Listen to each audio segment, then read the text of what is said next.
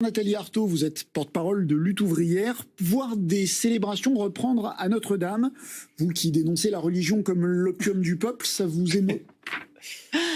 Écoutez, ça donne envie de se réunir pour faire des réunions politiques, discuter entre travailleurs, chômeurs, petites gens de ce qui se passe et de façon à s'organiser pour repartir de l'avant. Voilà. Mais les célébrations, pas plus que ça. Non, mais bon, franchement, aujourd'hui, quand même, dans les entreprises, ça fonctionne. Il y a des usines qui réunissent des dizaines, des centaines, des milliers de travailleurs, d'ouvriers, tous les jours. C'est vrai dans l'agroalimentaire, c'est vrai dans l'automobile. Bon, voilà, moi, je trouve ça choquant, scandaleux même, qu'on puisse pas se réunir. Alors, dans les salles de spectacle, on en a beaucoup parlé, mais dans des réunions politiques. Et pour ceux qui ont envie de se réunir pour leur culte, qu'ils puissent le faire aussi. Mais là, ce qu'on voit quand même, c'est qu'il y a deux poids, deux mesures. Quand il s'agit d'aller bosser, d'aller fabriquer des profits, là, on peut y aller. Et puis quand il s'agit de discuter de nos affaires ou de se réunir, pour ce qu'on pense être utile, nos intérêts, ça, c'est plus possible. Mais les cultes, c'est possible. Autre monument du patrimoine français, Notre-Dame des prolétaires, si je puis dire, Arlette Laguillet, 6 candidatures successives à la présidentielle de 74 à 2017. On va peut-être vous voir ensemble d'ailleurs. Elle a eu, on vous voit toutes les deux ensemble. J'ai vu qu'elle a eu 81 ans il y a quelques jours. Comment va-t-elle, Arlette Laguillet ? Très bien, et toujours sur le pont, pour défendre les intérêts du monde du travail et toujours aussi révoltée, avec cette envie de changer la société que je partage évidemment. Elle milite toujours, vous la consultez parfois? Elle milite toujours, tous les jours, et encore ce matin, j'étais avec elle. Mais oui, parce que quand, vous savez, c'est sa vie. Arlette Laguillet, et moi je connais beaucoup de gens comme ça, tous les jours, elle trouve des raisons de ne pas accepter la situation, de se révolter et d'avoir envie de changer la société. Et ça, je peux vous dire que oui, ça maintient, ça donne de l'énergie et bien sûr qu'elle continuera de militer jusqu'au bout. À 81 ans, comme elle, vous conseillerez la Nathalie Arthaud du moment? Vous militerez jusqu'à la fin de vos jours? Peut-être que même la société, d'ici là, aura, et je l'espère, changé de base, si on peut dire. Bonsoir Adrien, qui va converser avec Nathalie Arthaud ce soir? Bonsoir Gilles, bonsoir Nathalie Arthaud. Le principe de cette émission, c'est qu'on donne la parole aux Français, mais je crois que vous le savez puisque vous êtes une fidèle téléspectatrice. C'est ce qu'on m'a murmuré hors antenne, donc je vais vous présenter les observateurs citoyens qui, ce soir, vous parleront à vous. Les voici. Il y aura Anne Wetter-Tifrit. Alors Anne, c'est une patronne, on ne pouvait pas tout à fait faire autrement en votre présence. Elle est chef d'entreprise en Alsace, à Bischofsheim. Elle vend des luminaires un peu partout en Europe et elle nous dira notamment comment elle a réussi à gérer la crise du Covid dans son entreprise, notamment grâce aux aides de l'État. Théophile Maternic, lui, est étudiant à Paris. Il espère bientôt faire une école de commerce, mais aujourd'hui, il vous parlera de sujets de société, notamment l'avortement, et nous serons en direct depuis la Sarthe et son exploitation avec Étienne Fourmont, habitué de l'émission. Bonsoir Étienne, éleveur de vaches laitières et youtubeur aussi à ses heures perdues. Alors il dénonce l'agribashing et nous reviendrons ensemble sur votre vision à vous, Nathalie Arthaud, du monde agricole. Vous pourrez converser, échanger tous les deux dans un instant. À tout de suite mon cher Étienne. À tout à l'heure, Étienne. On va parler Covid, évidemment. Fin de la récréation ce soir. À partir de ce soir, à partir de demain, on ne bouge plus. Comment jugez-vous ce confinement? Vous nous en avez dit un mot tout à l'heure, mais vous trouvez pas ça légitime? Fin de la récréation, écoutez, Emmanuel Macron aurait pu commencer son intervention comme ça, oui, avec ce mépris et cette arrogance, voilà. Moi, je la vis comme ça, cette gestion de la pandémie, à coup d'interdits, de sanctions, de contraintes, d'ordres, de contre-ordres, de couvre-feu à 18h, à 19h, enfin voilà. Je trouve que ça témoigne vraiment, vraiment d'un mépris c'est pas propre à Emmanuel Macron. Pour la population. Tous les pays du monde ont avancé en marchant, vous savez, ni plus ni moins que nous. Mais c'est sans doute pas propre à Emmanuel Macron, parce que toute la société, elle est comme ça en fait. Toute la société, elle fonctionne de cette façon-là, hiérarchique, avec ceux qui sont en haut. Alors, ce sont les présidents, les ministres, les chefs d'entreprise, le grand patronat, qui donnent les ordres, qui décident. Et puis, il y a ceux d'en bas. Il y a ceux d'en bas. Il y a les travailleurs, il y a les petites mains qui ne sont bons qu'à bosser, à se taire et à obéir. C'est toute la société qui fonctionne comme ça, de partout. Et est-ce que vous avez d'autres idées pour freiner le virus que le confinement? Je termine, parce que ce qui s'est quand même passé avec ces annonces mercredi soir, c'est qu'en gros, Emmanuel Macron a dit débrouillez-vous. Débrouillez-vous. Voilà, les vacances scolaires sont complètement chamboulées, le calendrier scolaire est chamboulé, maintenant on fait l'école à domicile, débrouillez-vous. Alors moi, je veux bien croire que pour ceux qui ont un peu d'argent, ça soit facile de changer de pied comme ça, de se réorganiser. D'ailleurs, on en a vu, certains sautaient dans leur voiture, aller rejoindre leur résidence secondaire. Ok, ceux qui ont de l'argent, ils peuvent trouver une nounou comme ça, au pied levé, il n'y a pas de problème. Mais pour tous ceux qui n'ont pas ces moyens-là, qui n'ont pas de moyens, qui ne télétravaillent pas, comment font-ils? Eh ben, c'est débrouillez-vous. Et leurs enfants, ils sont où? Et c'est débrouillez-vous. Vous voyez? Eh bien, ça relève vraiment d'un mépris incroyable. C'est-à-dire qu'en fait, ils se moquent des problèmes, des difficultés, des sentiments, des intérêts des travailleurs, de ceux qui font tourner la société. C'est ça la réalité. Donc oui, j'appelle ça un mépris de classe. Qu'est-ce qu'il faut faire, Nathalie Arthaud? Parce qu'on comprend évidemment le chemin que vous déroulez, mais qu'est-ce que vous proposez du coup? Moi, si j'étais... Sur le confinement, je vous parle pas de... Enfin, j'imagine qu'Adrien... Absolument, sur le confinement, pour aider ces gens-là. Sur la gestion de la crise. D'abord, vision de la politique, on en parlera plus tard. Si, comme je le souhaite, les travailleurs étaient au pouvoir, c'était eux qui décidaient, eh bien, je suis convaincu qu'on n'en serait pas là. Nous n'en serions pas là. Le Covid est sensible à la propriété des actionnaires. Pas le Covid, ça c'est sûr. Mais moi, je suis convaincu que vous savez que cette course folle là au profit, cette priorité qui a été donnée aux entreprises, il fallait les grandes entreprises, parce que y compris les petits commerces ont été sacrifiés sur l'autel des grandes entreprises. Cette priorité-là, elle a été contre-productive, bien sûr, pour freiner l'épidémie. Regardez ce qui s'est passé dans les transports. Vous savez, le Covid, le gouvernement l'a traqué dans les moindres recoins de nos vies privées. Voilà. Mais dans les entreprises, le Covid continuait de courir.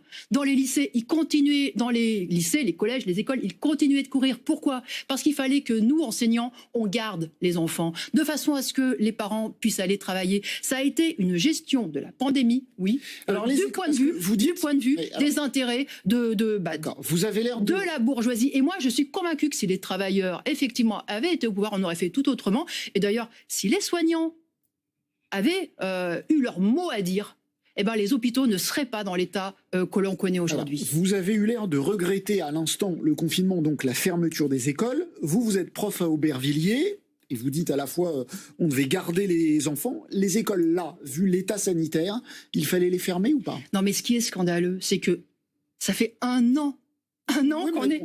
Non, mais... Non, vous voulez pas me répondre. Mais moi, j'ai fait ma rentrée scolaire en septembre en étant consternée. Consternée parce qu'il ne se passait rien. Alors bien sûr, il fallait qu'on porte le masque, là d'accord, ok. Mais à côté de ça, tout continuait comme avant. Ce que nous demandions de travailler... plus tôt. Les enseignants n'ont jamais demandé de fermer les écoles. La seule chose qu'ils ont demandé, c'était de pouvoir travailler en demi-groupe. C'était de pouvoir justement se réinventer, pouvoir y compris rattraper tout... Donc la semaine dernière, vous auriez souhaité qu'on ne ferme pas les écoles et qu'on instaure des demi-groupes. Mais j'aurais surtout souhaité qu'on ne soit pas dans cette situation. Ça, tout le monde. Emmanuel Macron nous a menés... pendant tout un temps, il nous a expliqué qu'il avait, parce qu'il est tellement génial, trouvé un nouveau chemin. Un chemin que personne d'autre n'avait vu, aucun autre chef d'État. Mais lui, il avait vu un nouveau chemin. Il nous a menés au fond de l'impasse. Voilà la réalité. Donc, encore une fois, ceux qui sont confrontés à cette situation et ceux qui travaillent, ceux qui, justement, ne peuvent pas être à domicile et télétravailler, ils voient les problèmes qui se posent. Ils voient comment les protocoles sanitaires, justement, ne peuvent pas être imposés. Mais même dans les entreprises. Moi, je suis frappée de voir qu'il n'y a aucun reportage. Personne ne s'est intéressé à ce qui se passait dans les usines de montage où il y avait des dizaines, des centaines d'ouvriers. Personne n'est allé voir pourquoi les cadences n'étaient pas ralenties alors même que les ouvriers travaillaient avec les masques. Pourquoi on allait à leur reprendre des minutes de pause? À ça, leur interdire d'aller à la cafétéria, ça d'accord, ok. Mais leurs horaires, pas changés. Les cadences, pas ralenties. Les changements d'équipe, pas réorganisés. Non, il fallait que la machine à produire des profits fonctionne, tourne. C'est ça la réalité de cette gestion de la pandémie. Alors oui, moi je pense que, C'est absolument scandaleux que ce soit toujours les mêmes, les travailleurs, les petites gens, et parlons aussi de tous ceux qui ont perdu leur travail, soit eux qui fassent les efforts, et que de l'autre côté, du côté des plus riches, du côté de ceux qui décident, il y a rien, on leur demande rien.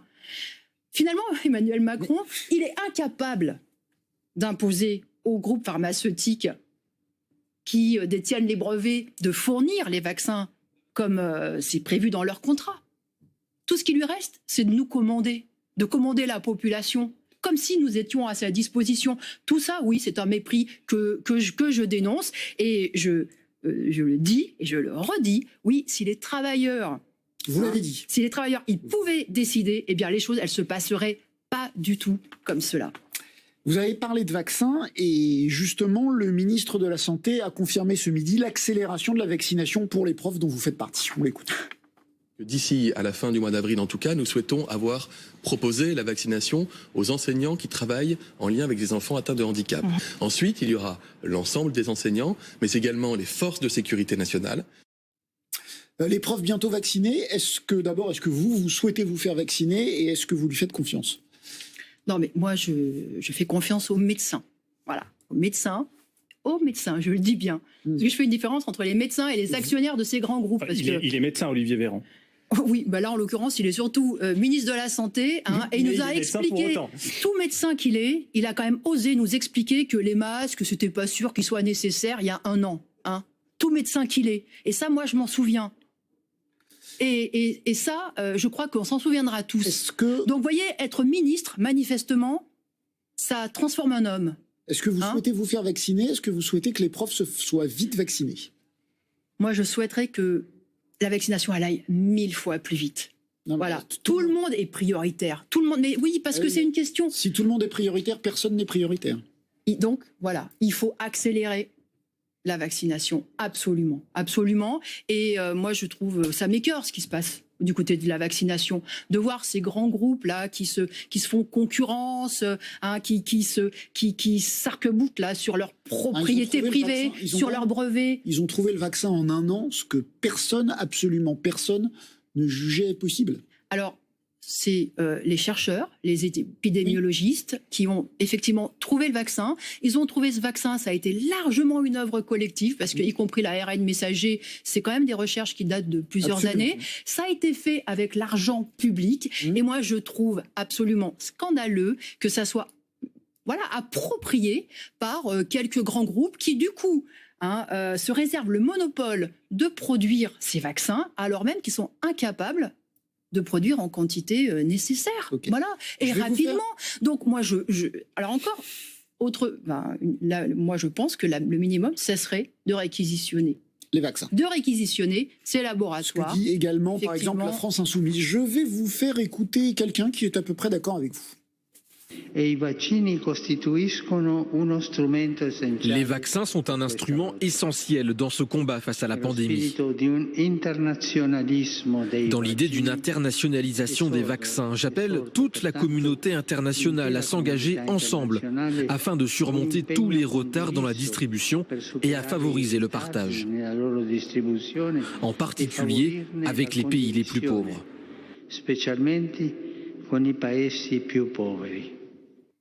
C'est un camarade de lutte, ce François. En tout cas, voilà. Lui, il a au moins le mérite d'être humaniste. Voilà, d'être humaniste et de comprendre que oui, on est une seule et même humanité, et que c'est choquant de se dire que finalement seuls ceux qui pourront payer les vaccins pourront se faire vacciner. Donc effectivement, tout ce qui se passe là, cette course au profit autour des vaccins, c'est Pfizer, c'est 15 milliards de chiffre d'affaires. C'est un pape de gauche, c'est un allié du prolétariat, le pape François. Non mais, vous savez, des vœux pieux, il y en a. Et il n'est pas chef d'État, les belles paroles, métier, lui, de faire des vœux. En l'occurrence, vous voyez, ça me rappelle aussi ce qu'avait dit d'un tout petit État. Ce qu'avait dit Monsieur Macron, président Macron, parce qu'il avait dit quelque chose de ce genre. Une licence publique. Qu'il fallait que le vaccin soit sorti des lois du marché. Attention, que le vaccin soit sorti des lois du marché. Moi, ce que je sais, c'est qu'en temps de guerre, tous les chefs d'État savent réquisitionner les industries pour produire des armes. Eh bien, on ne peut que constater que ce qu'ils sont capables de faire pour tuer, ils ne sont pas capables de le faire pour soigner. Voilà une belle formule. Et ça condamne, à mon avis, l'organisation capitaliste de la société. C'est accablant. On va continuer à parler Covid, mais sur le plan économique, comme vous venez de le faire, Adrien. Et on va écouter Anne, c'est notre chef d'entreprise alsacienne. Je vous l'ai présenté tout à l'heure. Et on a parlé ensemble des aides de l'État dont elle a pu bénéficier en tant que patronne. Alors évidemment, elle assume qu'elle n'aurait pas pu faire sans ces aides-là. On écoute ce qu'elle nous dit, vous réagissez juste après. Le soutien aux entreprises, c'est important. Ce qui m'a beaucoup aidé, c'est le déblocage du PGE. Alors évidemment, c'est un prêt. Tôt ou tard, il va falloir qu'on rembourse et là, ça sera un peu plus compliqué. En revanche, ce qui est pas mal, c'est que ce PGE-là, ça a permis aux entreprises qui structurellement avaient besoin d'un coup de pouce de s'organiser et de voir la suite. Ensuite, il y a toutes ces aides dont on a bénéficié, dont moi aussi j'ai bénéficié, à savoir le chômage partiel. Ce point-là était nécessaire pour que nous puissions maintenir en poste les équipes qui étaient au contact de nos clients. Donc si on résume, grâce aux aides de l'État, elle a réussi à ne licencier personne. Est-ce que ces aides-là, Nathalie Arthaud, elles ont aidé Anne, la patronne, qui sert les intérêts de la bourgeoisie, comme vous le disiez tout à l'heure, ou est-ce qu'elle a aidé les salariés de son entreprise ? Non, d'abord, j'ai pas dit qu'il s'agissait donc de la bourgeoisie incarnée. Hein. Voilà, non. Quand je parle du grand patronat, la grande bourgeoisie, je parle voilà, des grands groupes industriels et financiers qui font la pluie et le soleil sur l'économie. Je confonds pas tout, vous savez, je confonds pas tout. Maintenant, vous m'avez posé la question sur le chômage partiel, c'est ça ? Entre autres. Le chômage partiel, bien sûr que ça c'était destiné en théorie à éviter toutes les suppressions d'emplois, mais des suppressions d'emplois, il y en a eu. Il y en a eu des centaines de milliers. Il y a eu. Mais ça a permis d'en éviter 600 000. Oui, mais moi. Par rapport à la baisse, vous êtes professeur d'économie, par rapport à la baisse du PIB, il y en a eu quand même assez peu grâce au chômage partiel. Non, mais moi, justement, je ne fais pas des statistiques comme ça. Moi, je sais qu'il y a 700 000 personnes qui ont perdu leur emploi. Ils ont perdu leur gagne-pain, ce qui leur permettait de payer leurs factures. Et ça, déjà, en soi, c'est pas acceptable. Mais déjà, en soi, c'est pas acceptable. 10 millions de personnes sont au chômage partiel, et donc 10 millions de personnes vivent, mangent, payent leurs factures, comme vous le dites, grâce à l'État. Mais encore heureux. Parce que encore heureux. On les empêche de travailler. On les empêche de gagner leur pain. Vous voulez faire quoi, vous ? Ils sont responsables de quoi ? Ils seront coupables de quoi ? Vous pouvez me dire ? C'est quelque chose que vous saluez. Moi, ce que je dénonce, c'est que ce chômage partiel soit pas à 100% du salaire. 84, c'est ça ? C'est 84. Mais vous savez, c'est pas un petit détail pour ceux qui sont à 1300 ou à 1400 euros. Parce que c'est non seulement 84% du salaire, mais c'est en plus avec toutes les primes qui sont supprimées. Donc pour des millions de femmes et d'hommes, ce chômage partiel, c'est un appauvrissement. C'est une bascule même dans la pauvreté, dans le surendettement. C'est la réalité de millions de femmes et d'hommes aujourd'hui. Vous avez rêvé d'une économie publique, mais finalement aujourd'hui, on a 10 millions de salariés au chômage partiel, soit la moitié du secteur privé à peu près, 5 millions de fonctionnaires, donc on est quasiment dans une économie étatique comme vous la souhaitez. Je suis content de vous faire rire. Non mais oui, là vous me faites vraiment rire, excusez-moi. D'abord, moi je rêve d'une société sans chômage. Voilà, d'une société sans chômage, avec zéro chômeur. Et je pense que dans une société normalement constituée, encore une fois, si les travailleurs avaient leur mot à dire, je peux vous dire qu'on répartirait le travail entre tous et que ça en serait fini de ces cadences infernales pour les uns, de ces horaires délirants pour les uns et de ce chômage pour les autres. Voilà. Après, vous me dites l'État met la main à la poche. Ah oui, ça oui, l'État il met la main à la poche. Et même, je peux vous dire que l'État, il fait en grande partie ce que justement les capitalistes prétendent faire, puisque ces messieurs nous expliquent, voilà, c'est normal qu'ils décident de tout, c'est normal qu'ils contrôlent les vaccins, c'est normal, parce que ce sont eux qui investissent. Et je suis au regret de vous dire qu'ils investissent de moins en moins, et c'est l'État qui investit pour eux. C'est l'État qui fait le boulot. Alors, voilà. Nathalie Arthaud. Donc effectivement, on peut en tirer une conclusion, c'est que ceux qui dominent à la tête de la société, en réalité, il n'y a aucune raison. On a encore une demi-heure ensemble, donc on va pouvoir parler de plein d'autres sujets. Ne vous inquiétez pas. J'ai pas l'habitude. Absolument. Alors j'en profite. Mais vous n'êtes pas dans votre classe. On va évidemment parler de politique dans un instant, mais avant, on aimerait vous faire réagir à la polémique du week-end, si j'ose dire. Ça concerne des dîners clandestins. Vous en avez peut-être entendu parler. Une enquête a été ouverte après les révélations de ces fameux dîners, des dîners dîner de luxe sous les ors d'un palais en plein Paris. Plus de 400 € le menu, c'est Plus ça 400 € de menu. Et justement, qu'est-ce qui vous choque? Si vous êtes choqué, bien sûr, est-ce que vous pouvez être choqué par le fait que des dîners clandestins soient organisés comme ça avec de nombreux convives, ou que ce soit des dîners destinés à une classe bourgeoise avec des menus à 300 €? Bon, j'en ai pas vraiment, enfin je me suis pas penchée sur cette information, je dois avouer. Elle est pourtant partout, et sur les réseaux sociaux, oui, bon, et sur de nombreux médias. D'accord. Bon, enfin moi la première des choses, c'est que 400 €, 300 € pour un repas, c'est vrai que voilà, c'est la preuve qu'il y a vraiment deux mondes, parce que je sais qu'il y a des millions de familles qui aimeraient les avoir, les 300 € pour faire, pour avoir de quoi manger pendant un mois. Voilà, c'est ça la réalité de ce pays. Hein, et on voit bien, et y compris cette pandémie, vous voyez, elle a fait ressortir toutes les inégalités qui existaient dans la société. Elle les a même exacerbées, en fait. Elle les a même exacerbées. Et parce qu'on n'est pas du tout tous au même, comment dire... voilà, on subit pas du tout la même situation entre ceux qui ont perdu leur boulot, entre ceux qui continuent de travailler, entre ceux qui... Est-ce que les organisateurs de ces dîners doivent être sanctionnés de manière exemplaire? Non, mais alors, bon, d'abord, quelque part, moi, ça me fait rire cette information, parce que d'habitude, quand on voulait parler de sanctions, on montrait les fêtes des jeunes, vous savez, des jeunes qui... Oui, mais ça fait 1 an qu'il a subi cette pandémie. Non, mais voilà, mais donc finalement, tout le monde là, maintenant, suivi. On parle de... Bon, mais non, mais moi, faut arrêter avec ces sanctions, cette culpabilisation de la population. Faut arrêter. Il faut regarder les vrais responsables. Et leur demander des comptes. Et encore une fois, moi, s'il y en a que j'ai envie de sanctionner, à qui j'ai envie de mettre des contraintes, c'est à ces grands trusts pharmaceutiques pour qu'effectivement ils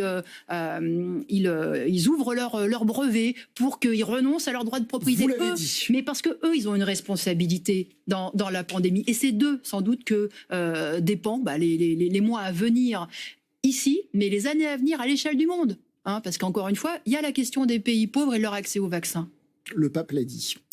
Les régionales, on va parler de... Tu vois quelles sont vos références? Non, mais parce qu'on vient de l'écouter, c'est pas du... Enfin bref. Les régionales, ça vous intéresse?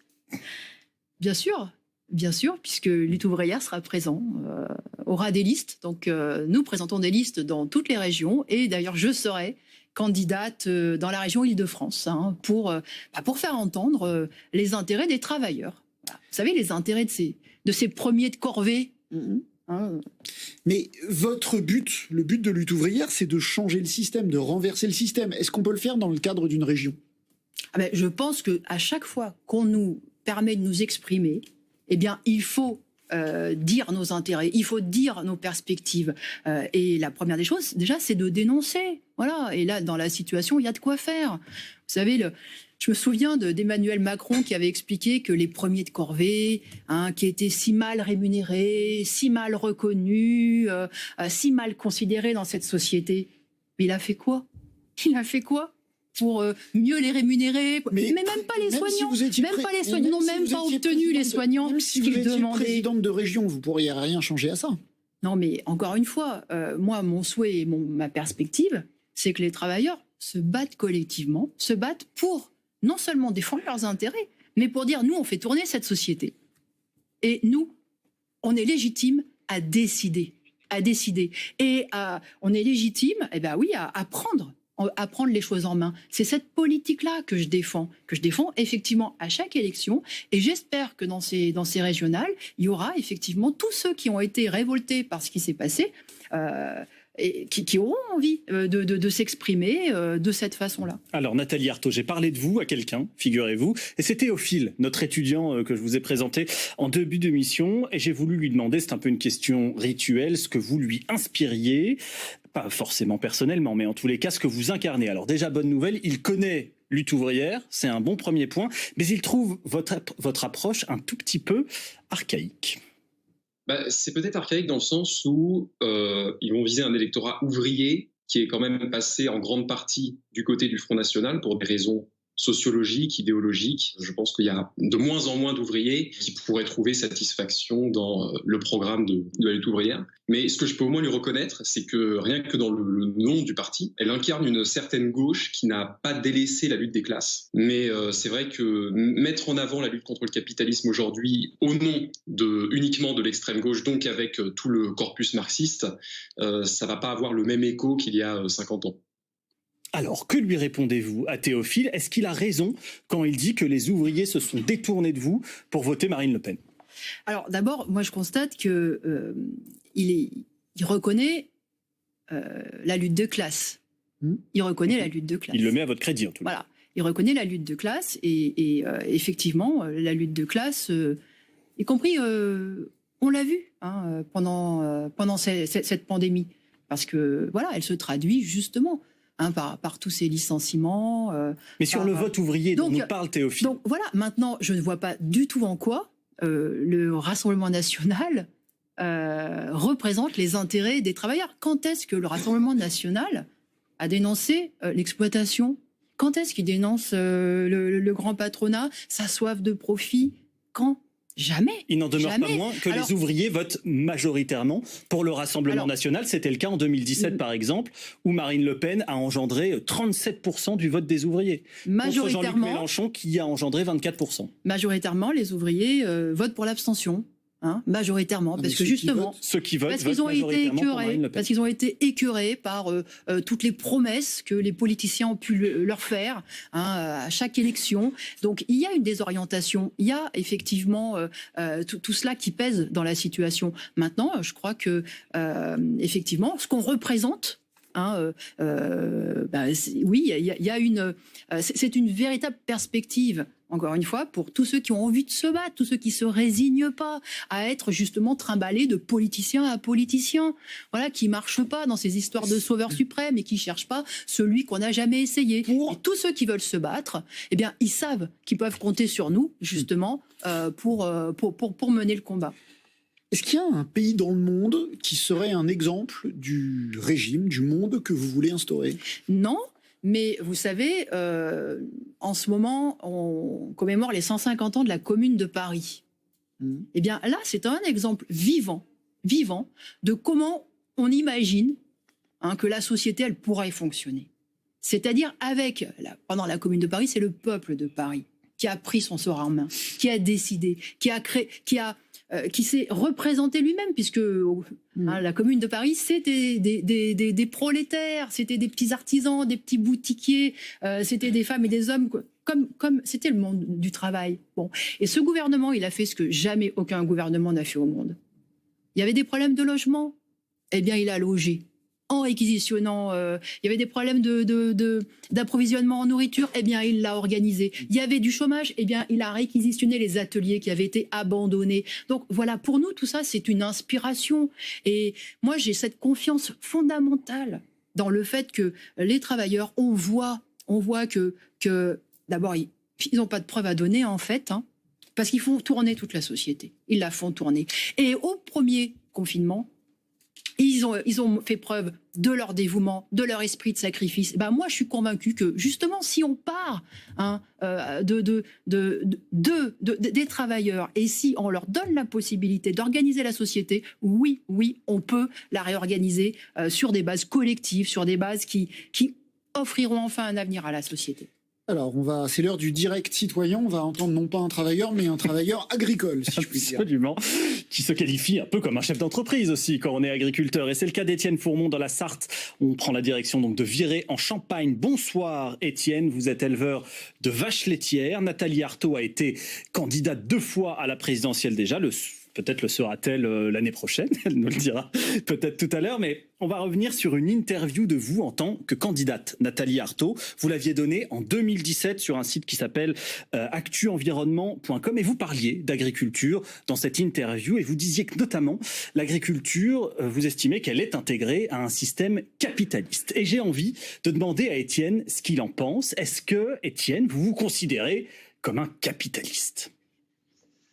Alors, bonsoir à tous. Moi, personnellement, peux vous dire que je ne me considère pas du tout comme un capitaliste. Je me considère comme un agriculteur, un paysan, un chef d'entreprise. Alors, une petite entreprise, même si j'ai mes 75 ouvrières qui sont au boulot en ce moment, où il y a un robot de traite derrière, il y a des vaches qui sont en train de faire traire. J'ai fait un vélage il y a 20 minutes avant l'émission. Non, je suis un agriculteur, un paysan, un éleveur de vaches laitières, mais surtout pas un capitaliste, même si je touche de la PAC quand même. Absolument. Politique agricole commune. Dans cette même interview de Nathalie Arthaud, il y a une phrase qui m'a interpellé et j'aimerais vous faire réagir. Étienne, vous avez dit précisément, je ne crois pas à la spécificité d'un modèle agricole français. Est-ce que vous êtes d'accord avec ça, Étienne? Est-ce que vous estimez qu'il y a une agriculture française et un modèle français? Et évidemment, je considère qu'il y a une agriculture française et qu'il y a un modèle français. On a la chance d'être le pays des 1000 fromages, avec des fermes à taille humaine, des fermes familiales, parce que moi je suis la 5e génération sur la ferme. Tous mes voisins autour de chez moi, c'est des agriculteurs qui sont là de père en fils ou de père en fille. Donc on a une spécificité française quand même de l'agriculture française, avec notre gastronomie qui est au patrimoine mondial immatériel de l'UNESCO. On a des spécificités dans chaque région sur des fromages, des viandes, des légumes. Voilà, on a plein de choses en France qui font qu'on est quand même très particulier. On a l'alimentation la plus durable du monde, on va quand même s'en féliciter. Donc évidemment que l'agriculture française, que j'essaye de faire à mon petit niveau, est une spécificité bien française. L'exception agricole française, comme il y a l'exception culturelle française, qu'auriez-vous envie de répondre à Étienne Nathalie Arthaud? On revient, je le rappelle, sur des propos que vous avez tenus en 2017. Est-ce que vous les maintenez? Est-ce que vous dites toujours, ben oui, il n'y a pas d'agriculture spécifique française, alors qu'Étienne vous dit le contraire? Non, mais surtout, Étienne est fier. Est fier de ce qu'il fait, et ça c'est tout à fait normal, et vous n'êtes pas fier de l'agriculture française?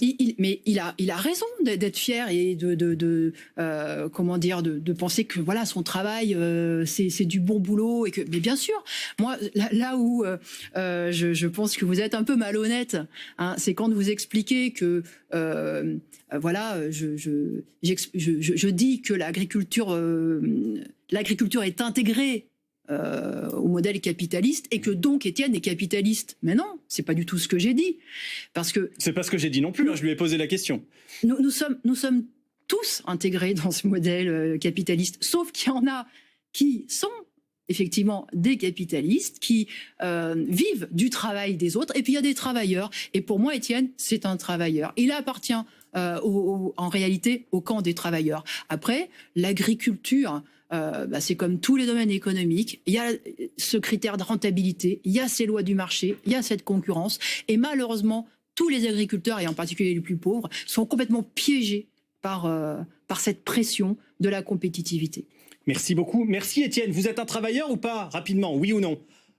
Ouais, évidemment, je suis un travailleur, mais comme tous les chefs d'entreprise qui ont créé leur entreprise, comme tous les patrons qui ont créé leur entreprise et qui embauchent des personnels, évidemment, on est tous travailleurs. Merci 1000 fois Étienne Fourmont d'avoir été avec nous. Bon baiser à tous les Sartois qui nous regardent. On va parler d'un autre sujet maintenant, un sujet de société, Nathalie Arthaud. Vous savez que c'est le 50e anniversaire du droit à l'avortement, et donc aussi celui du manifeste des 343. Et c'est pour ça que ce week-end, 343 femmes ont signé une tribune dans le JDD, le journal du dimanche, pour réclamer le droit d'avorter au-delà du délai légal de 12 semaines qui est actuellement en vigueur en France. J'en ai parlé à Théophile Maternic, notre étudiant que vous avez déjà entendu, qui lui est assez mitigé sur la question. Il est pour l'avortement, mais rallonger le délai, pas sûr. Je pense qu'il faut quand même être un minimum religieux, par exemple, pour condamner l'avortement inconditionnellement, se dire que vraiment, dans tous les cas, il faut garder l'enfant. Voilà, moi, je considère quand même que si une femme n'a vraiment pas décidé, n'a vraiment pas eu le choix, n'a pas du tout prévu cette grossesse, pour moi, c'est évident qu'il faudrait être beaucoup plus tolérant sur l'avortement. Maintenant, dans le cas où elle aurait pris moins de précautions, que sa grossesse lui serait quand même largement imputable, et que voilà, sur une espèce de caprice, elle décide de changer d'avis, de jeter l'enfant, au bout d'un délai déraisonnable. Là, je pense qu'il faut être un petit peu plus pointilleux et exigeant sur les conditions. Alors, non à l'IVG de confort et ou de caprice, c'est un peu ce qu'il a dit pour résumer ses propos. Vous étiez morte de rire en l'écoutant. Pourquoi? Oui, parce que c'est donc, elle aurait été, comment dire, elle n'aurait pas fait attention, etc. Enfin bon, mais en général, enfin, on est deux, hein. On est deux pour voilà pour être pour faire un enfant. Donc quid de la, enfin bon voilà, dans ce que dit Théophile, il manque quand même la responsabilité du père, hein, voilà, en l'occurrence. Du géniteur en l'occurrence. Voilà, du géniteur. Donc bon, ça me fait un petit peu rire. Hein, voilà, la faute de la femme qui aurait pas pris assez de précautions, qui, etc., etc. Non, tout ça, moi, je peux pas l'entendre. Je peux pas l'entendre. Effectivement, un enfant, ça doit être un choix. Un choix. Un enfant doit être désiré. Et moi, je suis, oui, favorable à cette extension du délai. Hein, pour l'IVG.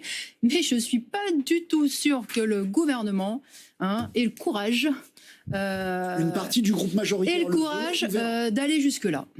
C'est vrai que c'est une question. Merci Adrien. Merci beaucoup Gilles, merci Nathalie Arthaud. Vous n'êtes pas là, on vous entend parler d'IVG et d'avortement, mais Lutte ouvrière n'est pas très présent sur les sujets sociétaux. On a l'impression que pour vous, il n'y a que les rapports de domination sociale qui comptent et moins les sujets de société comme l'avortement ou d'autres. Ah non, en particulier sur l'avortement, justement, dans toute cette période où il a fallu se battre pour l'arracher, parce que, bon, bien sûr, Simone Veil a effectivement fait cette loi, mais ça a été dans un contexte de lutte très importante. La lutte ouvrière a pris toute sa place, et en particulier, y compris Arlette Laguiller, a pris toute sa place dans ce combat, et c'est, je crois, important de continuer ce combat, absolument. Bien. Alors, c'est l'heure de la confrontation avec un interlocuteur qui va rentrer sur le plateau d'un instant à l'autre. Il a 22 ans. Il aurait pu être votre élève. Il est militant, mais il n'est pas votre camarade. Bonsoir Hugo Viel. Bonsoir. Vous faites partie de ce qu'on appelle la génération climat. Je crois qu'on peut dire ça comme ça. Vous luttez pour une révolution climatique plus que pour une révolution communiste, comme le fait Nathalie Arthaud. Est-ce que vous avez le sentiment que Nathalie Arthaud se trompe d'urgence ? Je dirais pas qu'on se trompe d'urgence, c'est juste que moi, je suis engagé depuis quelques années et il y a un moment, il y a eu un déclic, on a compris l'urgence de la crise climatique et la question que j'ai envie de vous poser pour commencer, c'est vous parlez beaucoup des travailleurs au pouvoir, etc. Mais en attendant ce grand soir et ce moment où les travailleurs seront au pouvoir, comment vous avez envie de traiter l'urgence climatique? Comment vous la ressentez? Je pense exactement comme tous ces jeunes qui sont engagés autour de vous. C'est-à-dire, il y a une urgence, oui, bien sûr. Et on a vraiment le sentiment qu'on court dans le mur, à tous les niveaux.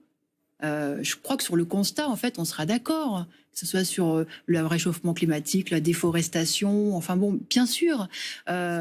Mais je pense que il est important de réaliser que... on peut avancer de belles idées pour moins polluer, pour essayer de ralentir les choses, mais tant que ce sont les grands groupes... qui fait balancer de bonnes idées, c'est tout. Présenter, bien sûr, de défendre des objectifs, y compris des objectifs d'émissions de carbone, enfin bon... Et puisqu'on est d'accord sur le constat, comment vous l'incluez dans votre discours et comment vous faites le lien justement entre la question sociale et la question environnementale? Ben moi, je pense que c'est justement là, c'est fondamental. Parce que il faut réaliser qu'il y a une classe aujourd'hui qui domine sur toute la société, sur toute l'économie, et qui impose ses propres choix. Ses propres choix, finalement, ils choisissent pour l'écologie. Exactement comme ils choisissent pour la vie des travailleurs. Mais c'est des grands groupes. Des grands groupes, ce sont des grands... Ça n'est que ça.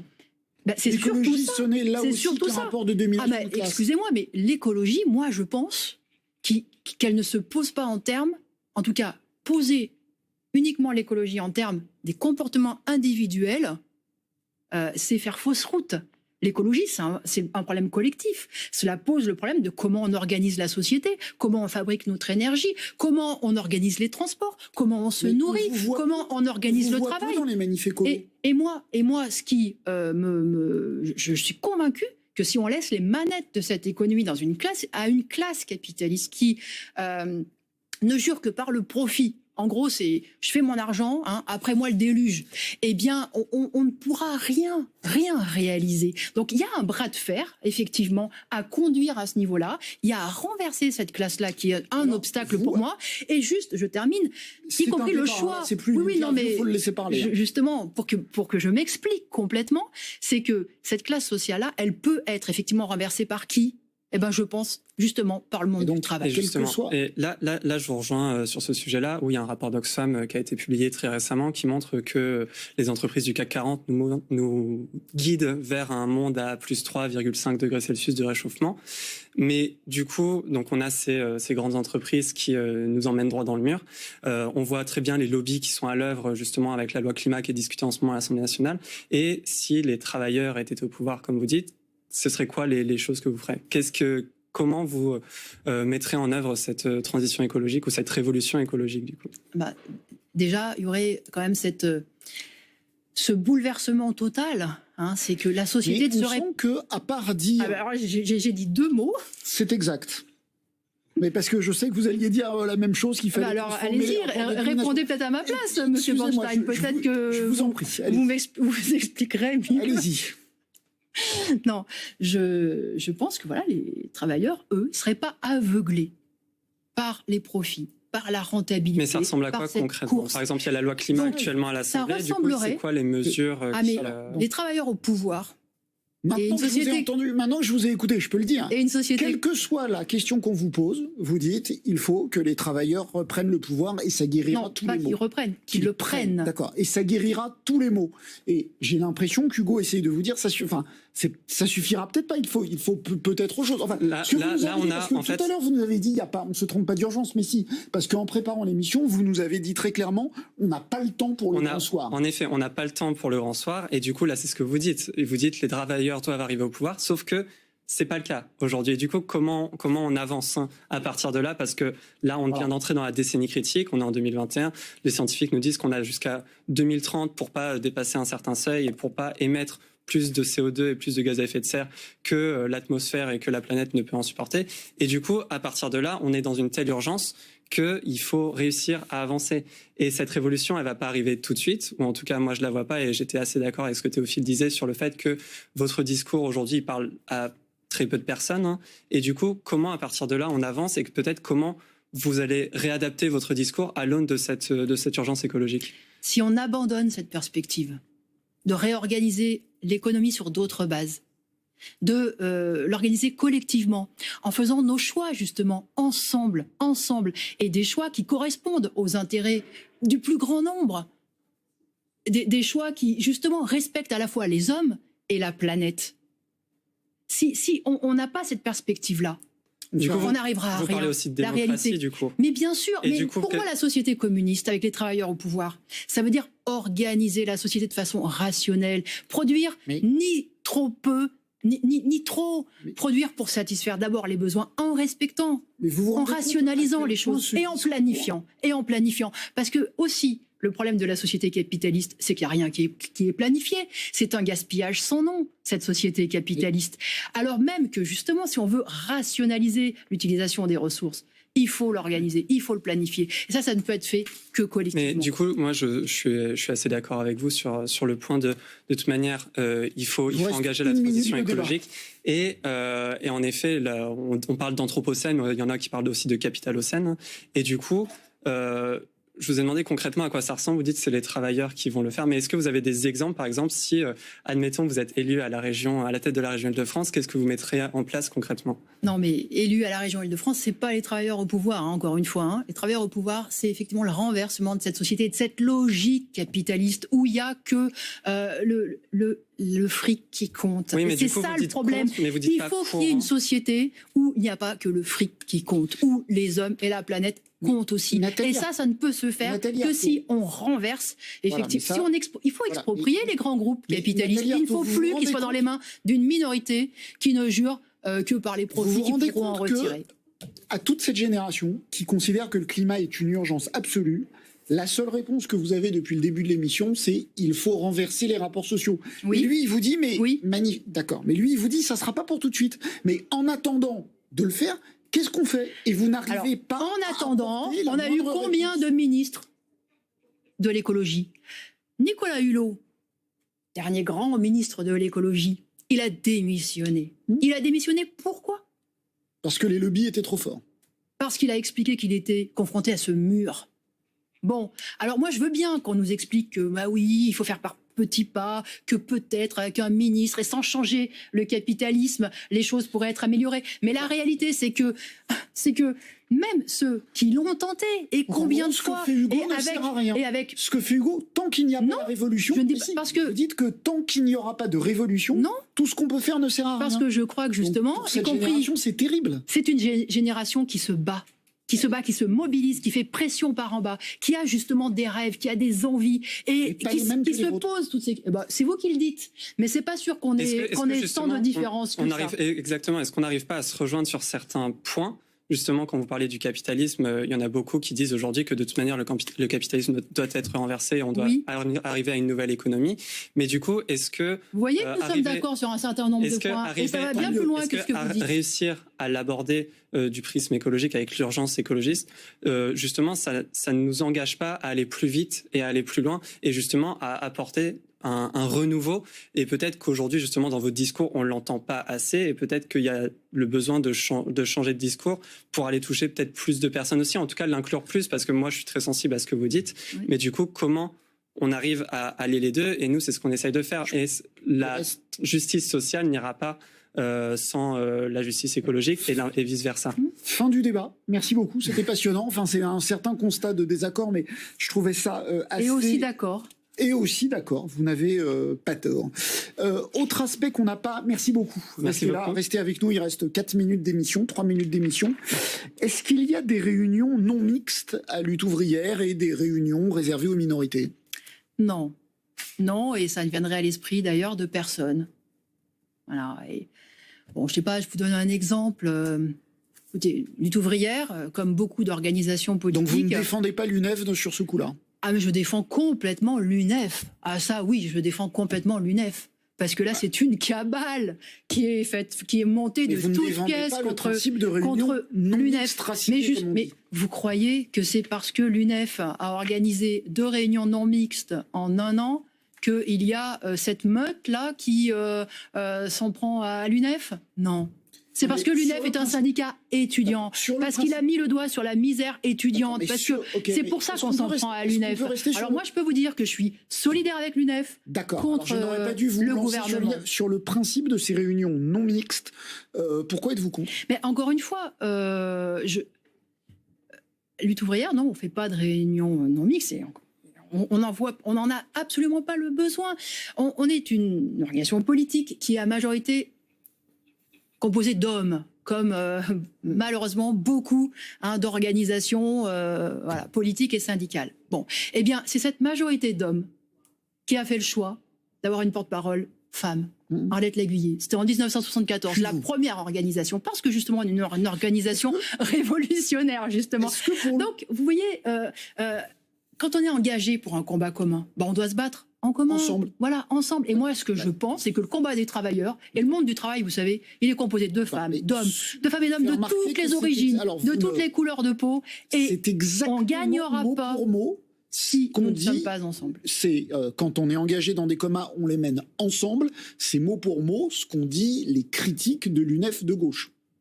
Le Parti socialiste a dit, par exemple, quand on est engagé contre des combats contre le racisme, on le mène ensemble. Non, mais moi, quand on est engagé contre des combats, dans des combats féministes, c'est pas grave d'être une fois de temps en temps d'accord avec eux. Vous n'allez pas en mourir, je vous garantis. Mais vous avez dit la même chose que... Bon, écoutez. Dernière question. Pour lutter contre le racisme aussi, il faut renverser les rapports sociaux, ou c'est autre chose le combat contre le racisme? Je pense que dans cette société, effectivement, ceux qui règnent, ceux qui dominent, cherchent à nous diviser de toutes les façons. Donc, en plus de l'exploitation, il y a un tas d'oppressions qui s'ajoutent, qui perdurent. On est au XXIe siècle et on en est encore là. encore là. Et ça, moi aussi, ça fait partie des choses qui me révoltent. Ce racisme, ce sexisme, ce rejet de l'autre, de l'immigré, du migrant, etc.